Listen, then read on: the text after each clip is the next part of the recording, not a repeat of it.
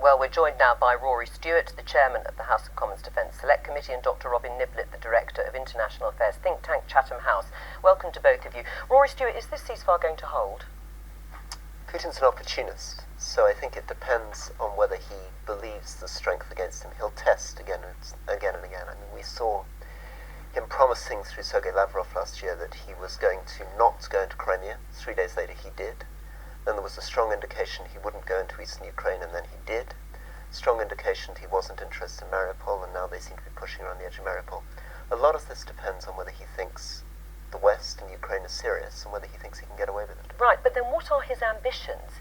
Because there's been a debate, Robin Niblett, about whether he wants to just increase his sphere of influence, which would include Ukraine, if you take the logic of that argument. But then there's been talk about the Baltic states. I mean, is that really what his ambition is to go as far as looking again at the Baltic states? I think his ambition is to ensure that his government is secure, that Russia is secure the way he sees it, which means having, at the very least, kind of buffer states around the edge, and he would see Ukraine as one of them, that protect his system of government, which is authoritarian and increasingly corrupt, from the external kind of pressures that the EU can impose as a rules-based organisation. I think the Baltic states is a step too far if we're talking about invading of some sort, but causing trouble. A little bit of infiltration to get some political movements. The Russian populations in those countries, which average around anywhere 10 to 30%, that could be done. So a troublemaker, certainly at the very least. Has the UK misjudged Vladimir Putin? Has it underestimated his ambition at least to cause trouble, never mind increase his sphere of influence over the last 10 years? I'm afraid we all have. The United States, Britain, Europe. We tried very hard to make Putin part of an international system. Was that wrong? I think it was worth trying, but we probably should have spotted the signs maybe 18 months ago that this wasn't going in the right direction. The Baltic states, for example, feel particularly bitter. I mean, they've been saying very strongly since 2008 that this is a real problem, since Estonia suffered a cyber attack.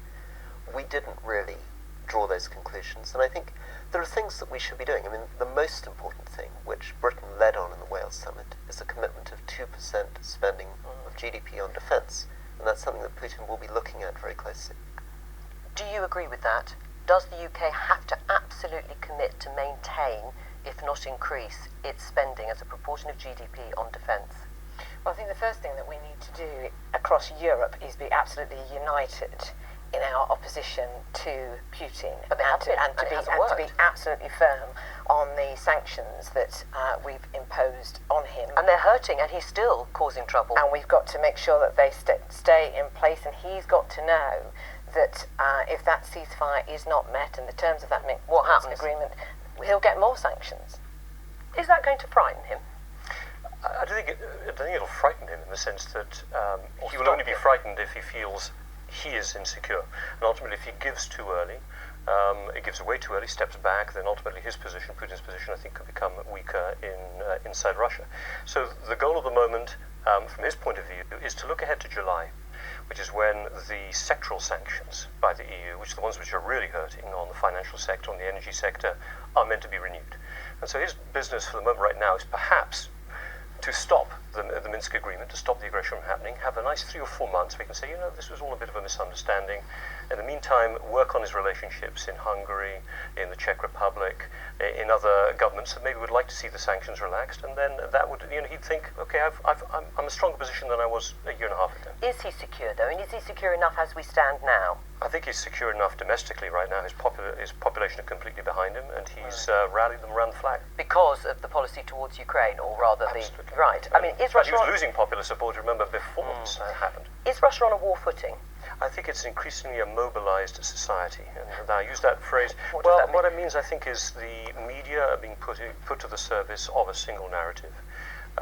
Business people no longer have that kind of flexibility to keep their money outside and inside. They are feudally dependent in a way on Putin, and he has been rearming his military for the last 4 to 5 years while we have been going in the opposite direction. Well, the opposite direction, because we've ignored it, haven't we? Our sort of foreign affairs intelligence have failed, haven't we? We've taken the eye off Russia, looking, maybe rightly so, at the Middle East, at Al-Qaeda, at ISIS. Well, if you look at what Robin's been saying, it's very, very striking. I mean, Putin was doing operations where he can mobilize 40,000 troops at 72 hours' notice, NATO would struggle to do that in about 6 months. He's been flying nuclear bombers to Venezuela. He's investing heavily in upgrading his nuclear arsenal. So this is very much, it's about deterrence. It's a question of whether Putin believes we're serious. And one of the ways of signalling that, we believe very strongly as a committee, is about holding to our commitment to spend on defence. Right.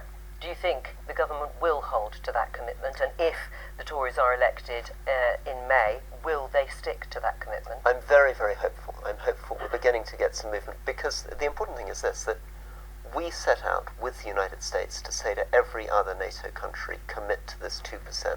And Putin's going to be looking at that quite closely. Right, and how dangerous would it be if we didn't? I think it is dangerous. I think it's bad for Britain's reputation, and it'll embolden people like Putin. You didn't answer the question before. Will Britain stick, and should it stick to that at least 2% spending on defence? Well, what the Prime Minister is absolutely clear on, we've got the 2% commitment in this Parliament, and he has committed for 10 years that we will increase, he can't bind future parliaments, of course, but the commitment he has made is that on equipment spending, the annual increase on that will be, in real terms, 1% every year for 10 years. And he's also absolutely committed to retaining the size of the army as it currently stands. So this is a Prime Minister who has made a very firm commitment, and because of his commitment and because of the way in which we have been able to address the black hole in the MOD on defence spending and increase efficiencies in the MOD, we've been able to increase a lot of spending on defence equipment during this Parliament. Yes, but Rory Stewart just said there's got to be that commitment of overall defence spending at 2% as a proportion of GDP. Should that be the case? Would you like to see that absolutely written into any Conservative manifesto?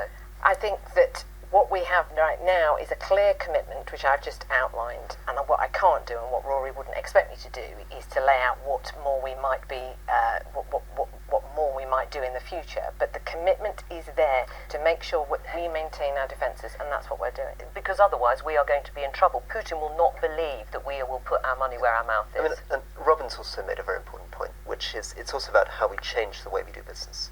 Whatever he's going to do in the Baltic is not going to be tanks rolling across the border.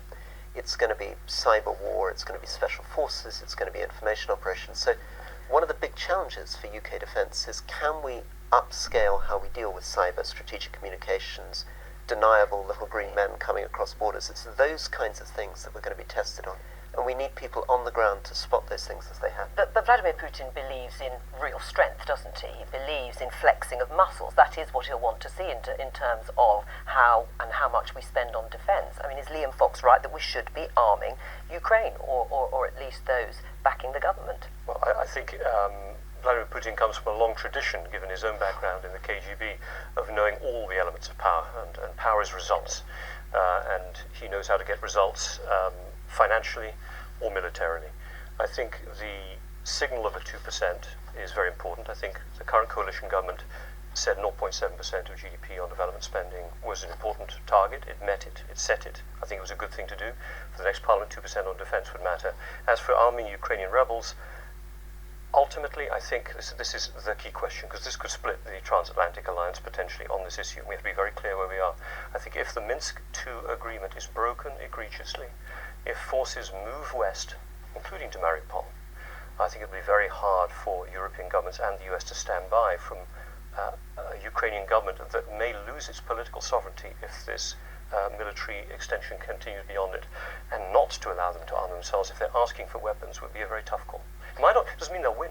No. The question is what will the response be? Are you demonstrating commitment or not to the principles of European order in Western Europe? How should the UK government respond if a Russian plane comes into British airspace? Well, we respond the way we do. I mean, we've done this all the way through the Cold War, which is that we go straight out there to meet them. And essentially what Putin's returning to is stuff the Soviet Union did a lot. But to add to Robin's point, money is very important. $40 billion black hole facing Ukraine. They can almost buy their own arms if they have the money.